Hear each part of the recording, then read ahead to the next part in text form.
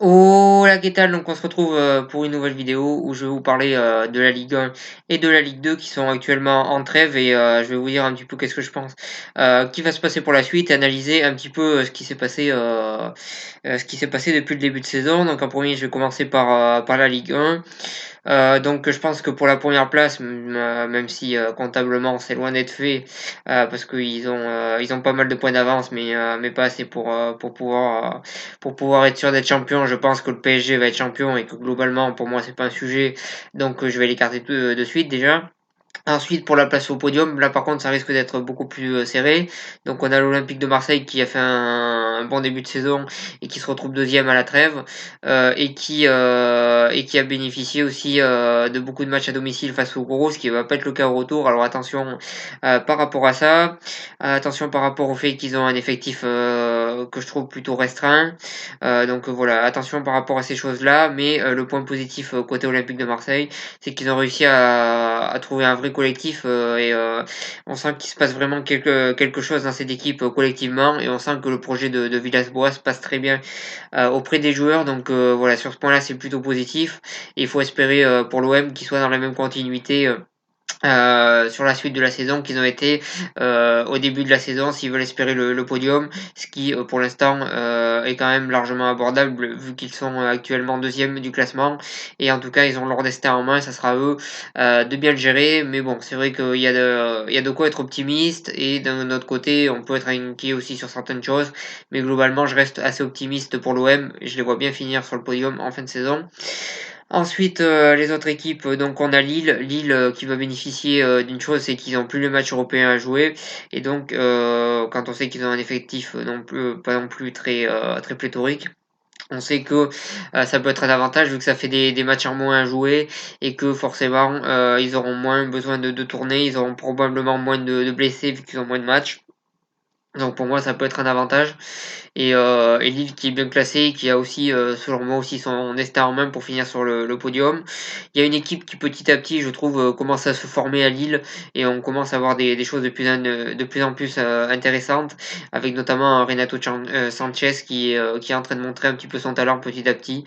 Donc ça promet d'être intéressant pour la suite Lille. On peut dire la même chose de Rennes, qui a fait un début de saison aussi assez compliqué et qui petit à petit est en train de se reprendre et de retrouver des choses intéressantes dans cette équipe. Et là aussi, on a un groupe qui est en train de, on sent qu'il y a un groupe qui est en train de se retrouver parce que l'année dernière, il y avait un vrai groupe. Cette année, au début de saison, et c'était pas vraiment un vrai groupe. Mais là, on sent qu'ils sont en train de se retrouver et c'est plutôt encourageant pour eux. Ils ont aussi leur chance de finir sur le podium ou en Europa League. Donc voilà, aussi Rennes, il y a des gros motifs d'espoir. Ensuite, les deux dernières équipes que je vais parler, c'est les deux équipes rivales, Saint-Etienne et Lyon. Donc Saint-Etienne, ils sont assez inconstants depuis le début de la saison. Offensivement, je trouve qu'ils ont un effectif assez restreint.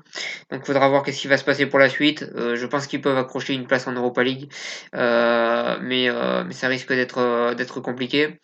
Lyon, ils ont fait un début de saison assez catastrophique, on va dire, au niveau des résultats en championnat. Donc, ça va être compliqué pour eux de se relever. On sent que je pense pas que Garcia ça soit l'homme de la situation. Donc voilà, je pense que pour Lyon ça va être compliqué. Il va falloir que Garcia remobilise tout le groupe, ce qui va être compliqué en sachant qu'il y a quand même Reine Adélaïde et Memphis qui sont blessés, Memphis Depay qui sont blessés jusqu'à la fin de saison. Donc ça va être quelque chose qui va compter. Donc l'avenir pour Lyon s'annonce compliqué, mais ça sera à Garcia de faire démentir tout ce qu'on pense à l'heure actuelle. Mais honnêtement, j'y crois pas trop pour Lyon. Donc voilà sur ça. Et voilà sur ce que j'avais un petit peu à dire au niveau des équipes qui jouent les premières places. Je rajouterai un petit mot sur Bordeaux, qui pour moi aussi peut viser l'Europa League. Alors certes, ils ont un effectif qui est pas non plus exceptionnel, mais ils ont un entraîneur qui est Paulo Sousa, qui a réussi à créer là aussi un vrai collectif. Donc ça peut être intéressant aussi pour la suite. Bordeaux, je les vois bien, pourquoi pas arracher une place en Europa League. Ça peut se faire. Après, il y a beaucoup de candidats pour cette place-là et la saison est encore longue. désormais. Ensuite, pour les équipes qui jouent le maintien, donc là, je vais vous dire clairement les équipes que je vois descendre et jouer les barrages. Donc les 2 équipes que je vois descendre, c'est Toulouse. Voilà, Toulouse, je sens qu'il y a plus grand chose qui va. Il y a des dirigeants qui me semblent pas concernés par cette équipe. Il y a des joueurs qui ont pas l'air non plus très très concernés. Il y a Cambori qui est un entraîneur avec de l'expérience, mais qui a pas l'air d'avoir autant envie d'entraîner qu'avant. Donc pour moi, il y a un petit peu tout qui est mis en place pour qu'ils descendent. Il y a rien qui va. Donc quand c'est comme ça, c'est difficile d'arrêter cette dynamique négative. Et je vois mal pardon Toulouse se maintenir, même si s'ils se maintiennent, tant mieux pour eux. Voilà, j'ai rien contre cette équipe, mais je les vois bien descendre. Je trouve qu'il y a une dynamique vraiment inquiétante côté toulousain. Ensuite, je vois bien Nîmes aussi descendre. Ils ont perdu pas mal de joueurs en début de saison, des joueurs importants. Et là aussi, on sent qu'il y a une dynamique plutôt mauvaise qui est en train de se créer et je les vois mal se maintenir cette saison. Ensuite, le barragiste, je vois bien Dijon qui a un effectif là aussi que je trouve assez restreint. Et même s'ils ont montré des choses assez intéressantes finalement en ce début de saison, cette milieu de saison, je m'attendais à bien pire de leur part, mais dans l'ensemble, ça a quand même été un petit peu intéressant. Mais quand même, je les vois finir barragistes. Donc voilà sur ça. Et pour en revenir un petit peu sur la Ligue 2 et les équipes qui ont la possibilité de monter, donc là il y a 2 équipes que je vois monter cette saison. Déjà c'est le Racing Club de Lens qui pour moi a un effectif pour pouvoir monter en première division. Après est-ce que ça va tenir en première division, je sais pas, mais pour monter en première division il y a l'effectif pour. Et je pense qu'ils vont le faire.